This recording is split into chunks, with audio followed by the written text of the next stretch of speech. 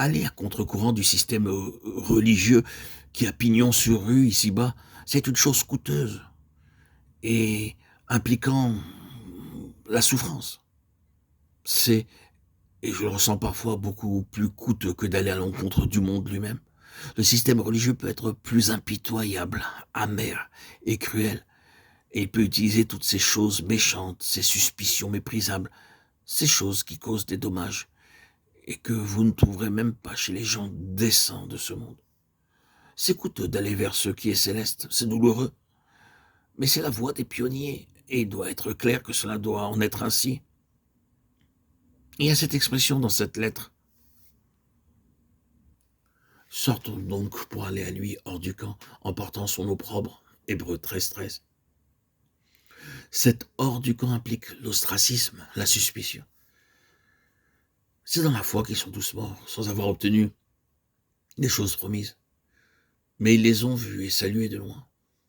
N'est-ce pas cela la vision des pionniers de la voie céleste, des enfants de Dieu, toujours voyant et saluant ce qui est plus loin, saluant le jour, quoi qu'il puisse être au-delà de cette vie, souhaitant la bienvenue au jour de la réalisation, reconnaissant qu'ils étaient étrangers et voyageurs sur la terre. Ceux qui parlent ainsi montrent qu'ils cherchent une patrie.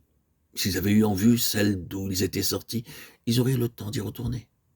Mais maintenant, ils en désirent une meilleure, c'est-à-dire une céleste. C'est pourquoi Dieu n'a pas honte d'être appelé leur Dieu. Dieu n'est pas honteux de ceux qui sont en pèlerinage avec lui jusqu'à la fin. Il les appelle sa propriété, et il est appelé leur Dieu. Et il a préparé pour eux une cité. Hébreux 11, 13, 16. Il y a dans ces tous un merveilleux résumé, quand vous le méditez. Il dit d'eux qu'ils avaient vu quelque chose et qu'ils n'ont vu jamais, ils ne pourraient se reposer sur cette terre jusqu'à leur dernier jour et leur dernier souffle. Ils étaient encore pèlerins. L'appel de l'invisible était en eux. C'est quelque chose qui doit venir en nous du ciel afin de nous introduire dans le ciel. Est-ce que vous l'avez reçu? C'est la clé de tout et cela explique tout.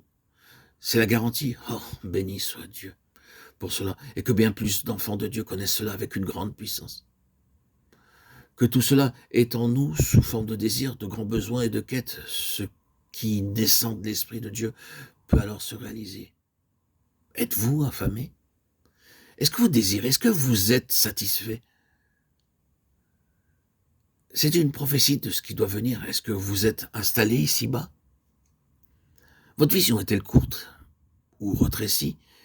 Est-ce que vous pouvez accepter les choses comme elles sont? Très bien. Alors, croyez-moi, frères et sœurs en Christ, vous n'irez pas très loin. Pas très très loin. Je peux vous l'assurer. Dieu s'appelle lui-même le Dieu de ceux qui sont pèlerins. Il est le Dieu des pionniers. Et nous dépouillons nous-mêmes de toute conception d'un pèlerinage littéral, d'un ciel littéral. Pour ma part, je ne sais pas où est le ciel, mais je sais qu'il y a un ordre divin des choses et que je suis formé en relation avec cela chaque jour dans ma vie. Mettons de côté cet aspect littéral et voyons le spirituel qui est si réel, tellement réel. Demandons au Seigneur, frères et sœurs en Christ, de mettre puissamment en nous cet esprit de pèlerinage, d'être un pionnier de la voie céleste.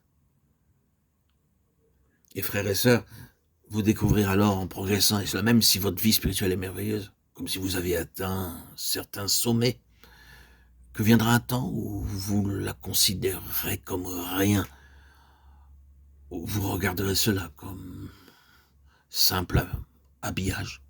Même concernant les choses élevées que vous étiez alors capable de lire, qui vous nourrissaient, vous direz alors, oh, comment est-ce que j'ai pu trouver quoi que ce soit dans cela?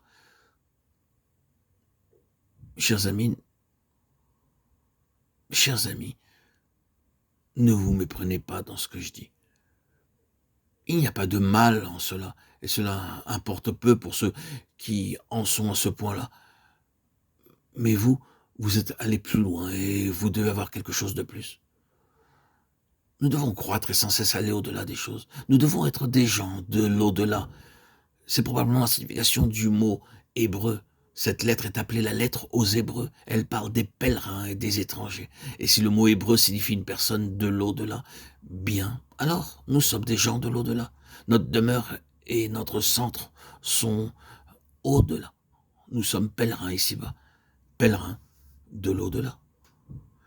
Mes chers amis, frères et sœurs en Christ, auditeurs, auditrices, mes bien-aimés, puisse le Seigneur nous faire la grâce et nous préserver de toute léthargie, de la fausse satisfaction ou de l'impatience à vouloir parvenir à une fin ici-bas.